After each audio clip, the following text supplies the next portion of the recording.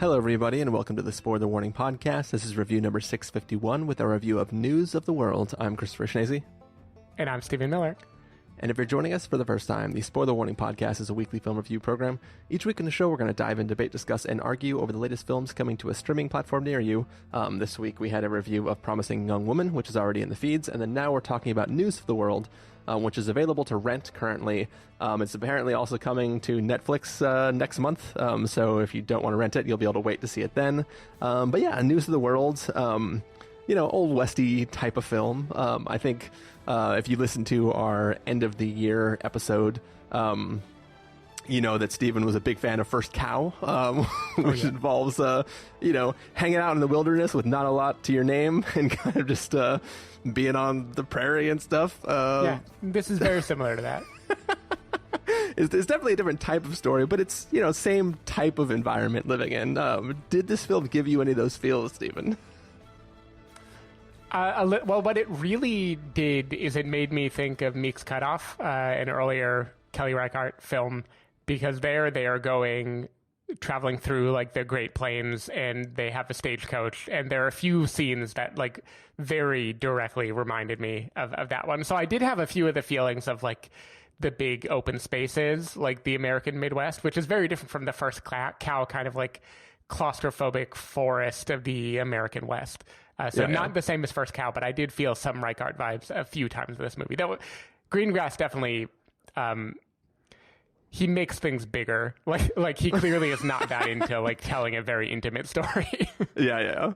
It is funny because one of the things is like when we were watching First Cow, one of the things I really got stuck thinking about is like that cabin that they have, and like just thinking about like how. Like, even though it was simple, like how nice it was, where they had like extra pots and pans on the walls, and I kept being like stuck. I had a moment in this film where I was like, their stagecoach is fucking rad. Like the weird suspended like bench that they were on with like basically like a little hydraulic seat for them to observe, and then like the overhang that gives them shade when they drive. I was so like, it's a simple little like horse and buggy sort of situation, but I was also impressed with how like extravagant the technology was back then. There's a shade of Nomadland to this movie of like, what if you could just pack up and go, and you can, deck out your van with all the fixins and, live that life. It was my San Francisco thought when I was watching this movie is there's an inn that he stays at early on, and like when they go into the room, I was like, holy shit, that's a huge room. Yeah. That is so nice. There's like I had that thought too, where I'm like, wait, how do you build something like this? Like, it just seems so. Yeah, let me go on Airbnb. yeah. I was like, is this like the penthouse suite, or is this just what all the rooms look in this inn? It was pretty impressive. Yeah. Cool. Well, what do you say, Stephen, when we get into this review? Let's do it. All right, we're going to take a listen to the trailer for News of the World, and then we're going to come back and let you know our thoughts. Ladies and gentlemen, my name is Captain Jefferson Kyle Kidd, and I'm here tonight to read the news from across this great world of ours. So they pay you to tell stories. I ain't never heard of that as a thing a man could do.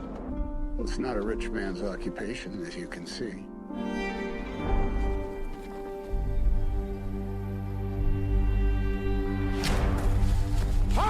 Stop! Stop! I'm not gonna hurt you! Do you understand English? Dog jeg kan godt Friend.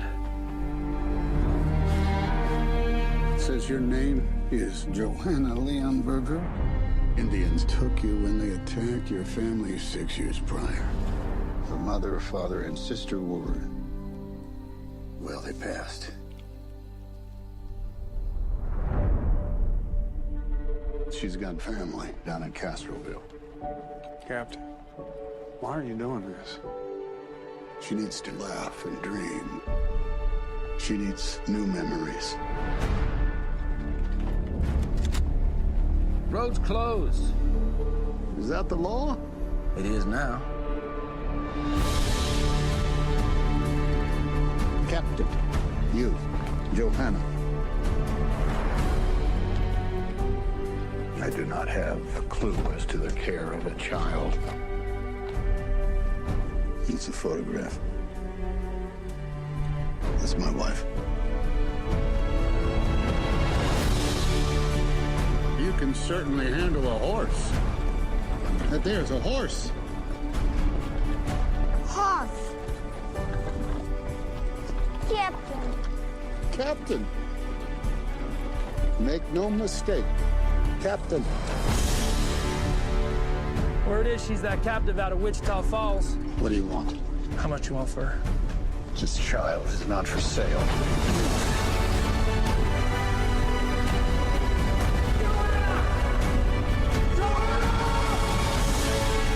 So she thinks she's an Indian now. She's something in between. Ladies and gentlemen, these are stories of men and women very much like you, waiting for better days to come. You can't have her! And I'm taking her home!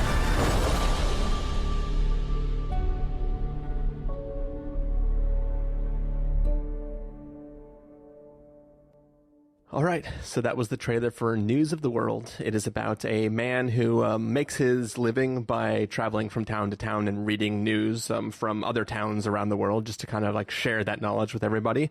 And one day he comes across a young girl who has been living her last several years with the Kiowa people, and he decides to help her travel several hundred miles to where her supposed home is, and try to get her back to her family.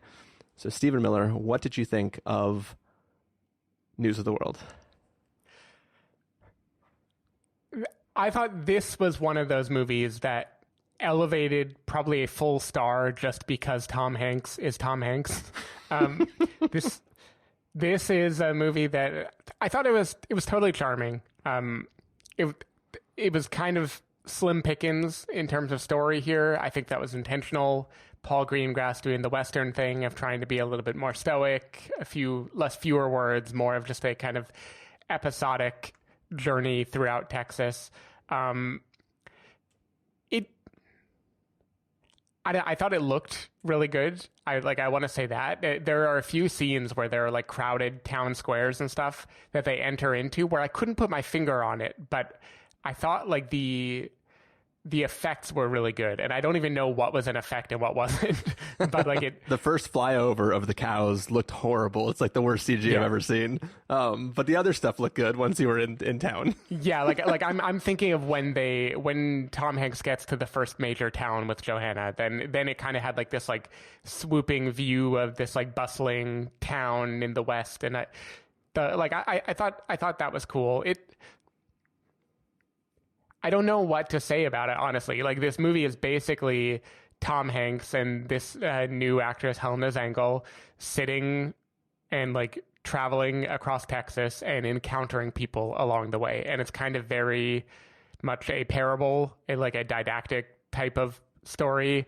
We find out the dangers of people who would rob you in the road, and we meet, it's kind of like a Gulliver's Travels type thing. Like, we meet like a little town with a very specific behavior, and they learn about the difficulty of going across the plains. It's very simple. And the thing that makes it at least mostly work for me is that Tom Hanks is incredibly charming. Like, him talking to this little girl that can't understand him he's just so fatherly. He makes it work.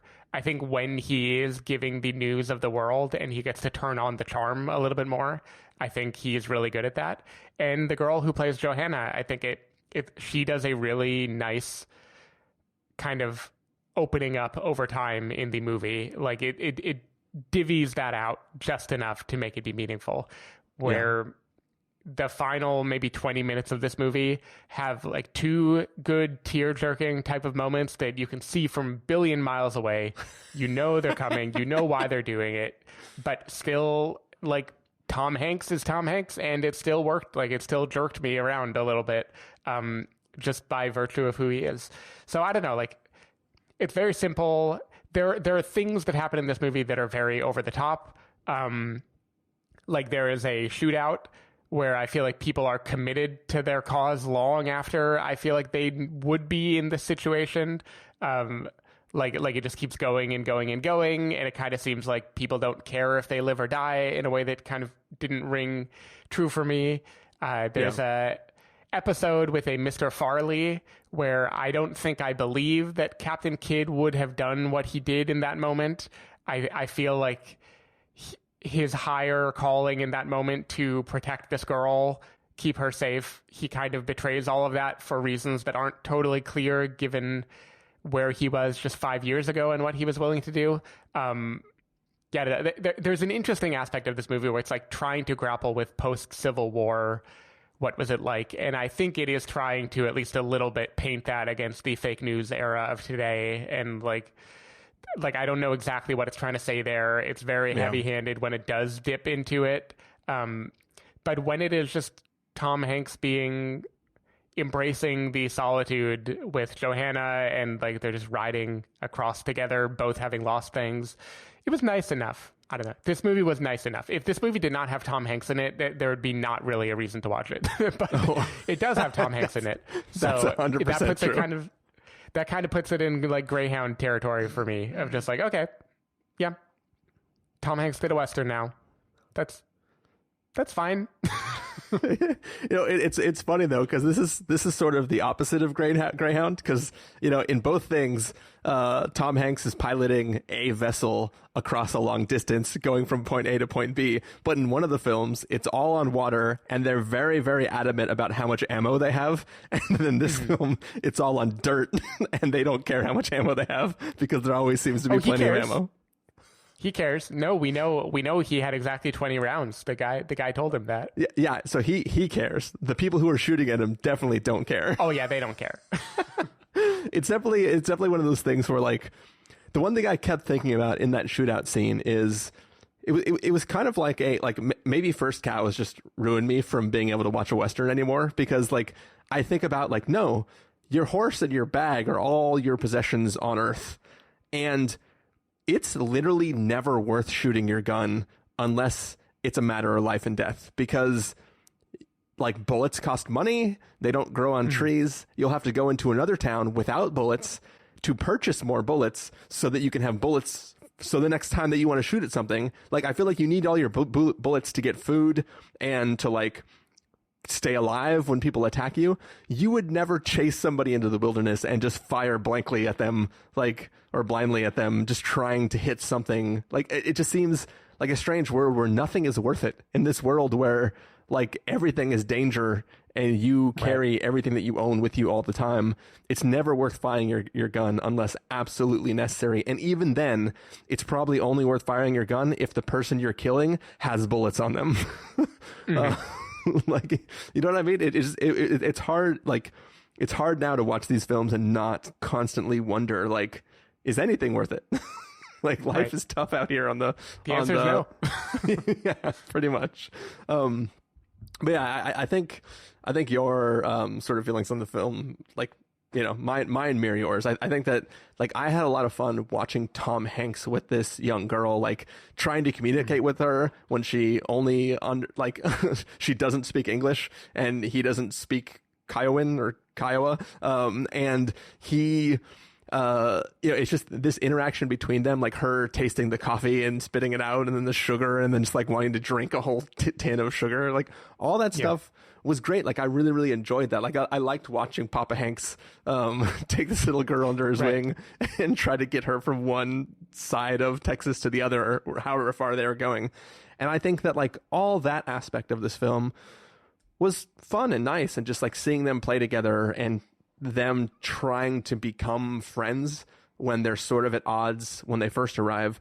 All that was fine and dandy. I think the nature of this feels very much like someone's diary as they traveled across Texas for 400 miles, where it's like, yeah, I mean, I was just trying to go, 400 miles that way, and then there was these one guys who tried to kill me, and then there was like a sandstorm, and then like it's a series of set pieces, or like a composite of a bunch of different diaries of like all the bad things that could happen to you. Yeah. Like it's like, oh, I just finished playing Oregon Trail. Here's all the parts where people died, right? Yeah.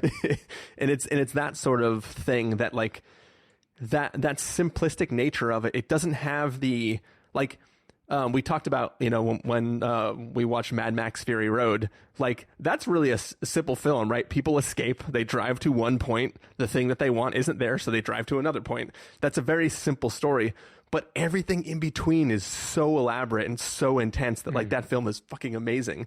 This film is very, very subdued compared to that, obviously. And it has the same, like, well, we're just trying to go there, and then you go there, and then it's like, cool, I watched this for 2 hours, that's fun. It kind of doesn't, like, it doesn't draw you in. I think there was, you mentioned earlier about like this existing in the post-Civil War era, and one of the things that I thought they were going to start doing something very, very interesting with is like Tom Hanks and everyone he's encountering, for the most part, are people who served in the Confederacy, right? They're the bad guys for all intents and purposes, right? And this film is being told from their side, and they are all being occupied by this oppressive force, which is the North, right? And I thought this film was going to do something interesting with this, like, they can't go freely anywhere, and they're all beholden to these people who are like, there was something that I was like, this is kind of interesting to like set this from this vantage point and be like, well, we're just trying to make it out here on the Old West, and like freaking Yankees keep coming over and start screwing with us, right? And I damn blues. Yeah, and I really wanted it to do something with that, and then it doesn't ever do it. It's just like, that's where we're setting this. So like, this takes place in Texas, so there you go, right? And it doesn't really want to do anything, which is why that scene where they're in the town that you mentioned, where he goes there and like they're like, why don't you read this newspaper? Like, that feels like such a weird bubble. Like, they just took over that town and there's no blues there, and they're ruling it themselves, and then they're gonna have this other like that scene. Like, I still got a little like, like emotional when he starts telling the story about these people who like were in this mine and stuff like that. And I was like, oh man, I don't know why I really, really like this scene, but this premise of where they're at didn't make any sense to me, right? Like, I just didn't, like, it was weird because they're like, we've taken back this little town in Texas, and also we're killing all the buffalo. So it's like, they're not going against this idea of being occupied by other people. They're still taking everything from the land. And it's just kind of, I didn't know what was trying to be said by that group of people. They're being exploited. So that's one of the more parable-ish type things for me, where it's like, this guy is the capitalist basically, and he's tricked everyone else into doing his bidding and thinking he's great because he's warped that, he's the businessman who got in power because he told everyone how great he was. But yeah, that guy, by the way, I was looking at the actor Thomas Francis Murphy, who played Mr. Farley. And like, the things that he's known for that are popping up are 12 Years a Slave, Free State of Jones, Salem. Is like, he's just typecast as like, this is old, probably racist American. Nice. But yeah, I it was a fine watch. But it definitely was no like Buster Scruggs. Right. No, it was no Buster Scruggs. And I do think, even in terms of the dangers of traveling westward, like, I can't stress how much better Meek's Cutoff is at depicting some of the stuff in a way that doesn't feel as Hollywood. Like the having to get a stagecoach over a potentially piece of rocky terrain, and how fragile all that could be, and what would happen if you didn't have water anymore, and things like that. But yeah, it was nice. I know this is based on a book. I don't know how much the book is also like a didactic just combo of all the shit that could happen in the West. But yeah, like basically this would have probably gotten like 2 or 2.5 stars for me. And then like Tom Hanks alone, like pushed it into the 3s just because it's like, yeah, I could watch Tom Hanks all day. Yeah. So what did you think of the reading of the news as an occupation? Like, I really, really enjoyed something about that, of just like traveling from town and having the news be like these really interesting, compelling stories for people in these very, very small towns. Like, I mean, once again, going back to Buster Scruggs, there was like the guy who does like Shakespeare and stuff, right? Yeah. And this is sort of like a different version of that. But yeah, it like, I haven't really seen that portrayed much, but also it seems like a really obvious profession in hindsight. Like how else did all these people dispersed over so much area get news of what was happening in the rest of the country or the world at a time when, there wasn't anything? No, yeah, I like that. There were things that, again, felt too prestige picture starring Tom Hanksy, like the degree to which the audience is always emotionally invested in what he's saying the moment he says it. They all are oohing and awing and going up and down. But it was cute. Like, I like the idea of that being a profession. I did wonder logistically, though, how often are newspapers printed? Because, like, when is he replenishing these? Like, when is he bringing new news, and where is he picking it up from? Because it takes a long time to get throughout Texas. Yeah, true. And like, that's the thing, is I assumed every town he stopped in, he would get their local paper, and then at night he would read it and comb over the stories he found the most interesting, and then pick and choose what to, because he was like circling different articles and stuff like that. Right. Yeah, that's true. So it was like a thing where, and he was carrying some of those same articles from town to town, but he might like stop in, see what the town's doing there, and then pick one of the stories that might really appeal to those sort of people. But yeah, it's a cool job. I would definitely pay Tom Hanks to do it. Yeah. Would you pay him $20 to do it though? Yeah. Well, no, a penny shy. Just 1 penny shy of that, I would be willing to do. So any last thoughts, Stephen, on news of the world? Not really. I think it's just a simple movie. Yeah, I don't know. I like, I'm sure Greengrass has done movies that didn't have the shaky cam, but it did feel nice to see him go in this more like sweeping camera view direction for a little while. And then there are a couple shakies at the end that got me pretty good. Like he goes for it. Yeah, I don't know. Nice enough movie. That's all I can say. It's a nice movie. Cool. Well, Stephen, let's find out how nice it actually is. Let's go ahead and get to our verdicts. If you were going to give this a must-see, recommend with a caveat, wait for rental, pass with a caveat, or a must-avoid, what would you give it? This is it's like teetering between a rental and a caveat for me. I think in which direction? Of Tom Hanks, because of Tom Hanks, I'm tipping it into caveat territory. Like, recommend with a caveat. I mean, okay. I think this is a totally middle of the road. Rent this and you'll enjoy it.